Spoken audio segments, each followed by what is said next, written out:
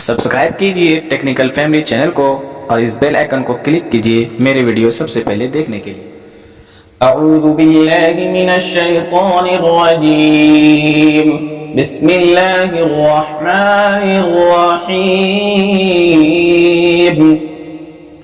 वइज़ा अख़ज़ना मीसाक़ बनी इस्राईल ला तअबुदूना इल्लल्लाह वबिलवालिदैनि इहसाना वज़िल क़ुर्बा वल्यतामा वल्मसाकीन वक़ूलू लिन्नास हुस्ना वअक़ीमू الصلاة वआतू الزकाة ثم توليتم إلا قليلا منكم وأنتم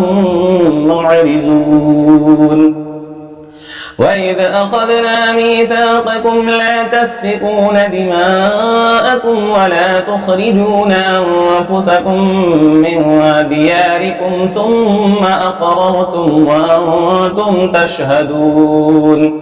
ثم أنتم هؤلاء تقتلون أنفسكم وتخرجون فريقا منكم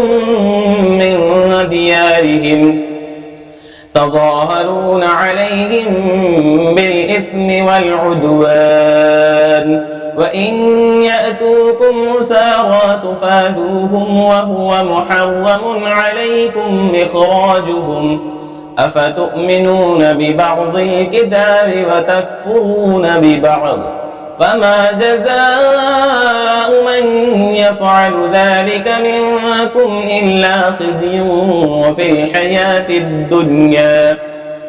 ويوم القيامة يردون إلى أشد العذاب وما الله بغافل عما تعملون أولئك الذين اشتروا الحياة الدنيا بالآخرة فلا يخفف عنهم العذاب ولا هم ينصرون ولقد آتينا موسى الكتاب وقفينا من بعده بالرسل وآتينا عيسى ابن مريم البينات وأيدناه بروح القدس أفكلما جاءكم رسول بما لا تهوى أنفسكم استكبرتم ففريقا كذبتم وفريقا تقتلون وقالوا قلوبنا غلف بل لعنهم الله بكفرهم فقليلا ما يؤمنون ولما جاءهم كتاب من عند الله مصدق لما معهم وكانوا من قبل يستفتحون على الذين كفروا فلما جاءهم ما عرفوا كفروا به فلعنة الله على الكافرين بئس ما اشتروا به أنفسهم أن يكفروا بما أنزل الله بغيا أن ينزل الله من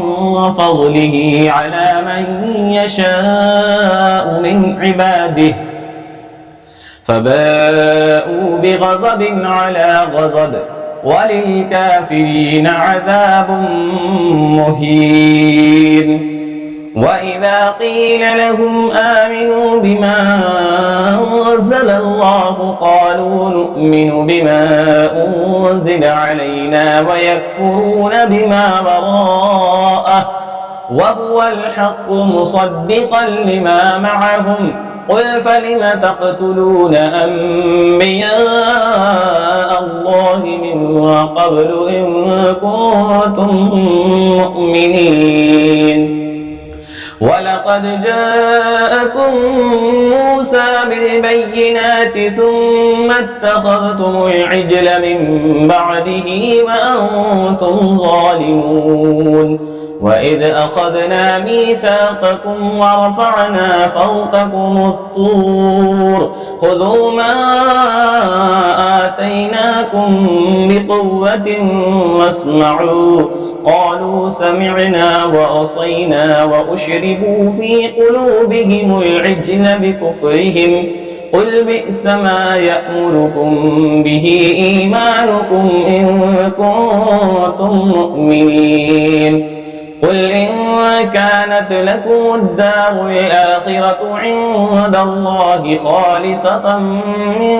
دون الناس فتمنوا الموت إن كنتم صادقين ولن يتمنوه أبدا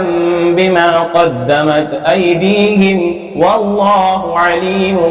بالظالمين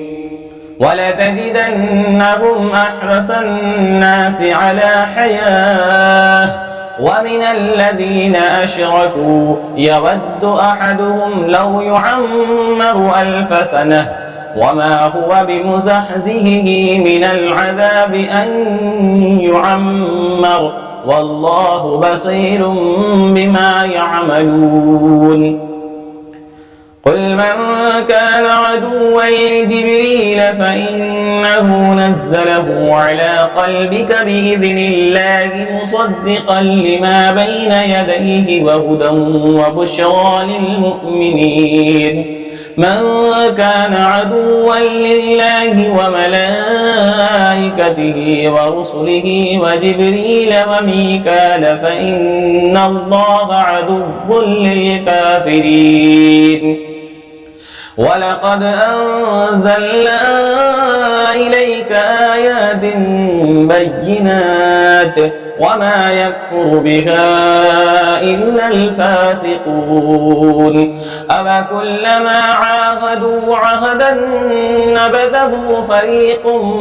منهم بل أكثرهم لا يؤمنون ولما جاءهم رسول من عند الله مصدق لما معهم نبذ فريق من الذين أوتوا كتاب الله وراء ظهورهم كأنهم لا يعلمون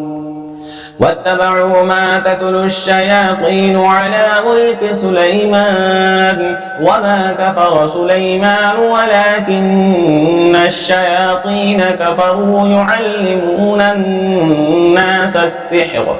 وما أنزل على الملكين ببابل هاروت وماروت وما يعلمان من أحد حتى يقولا إنما نحن فتنة فلا تكفر فيتعلمون منهما ما يفرقون به بين المرء وزوجه وما هم بضارين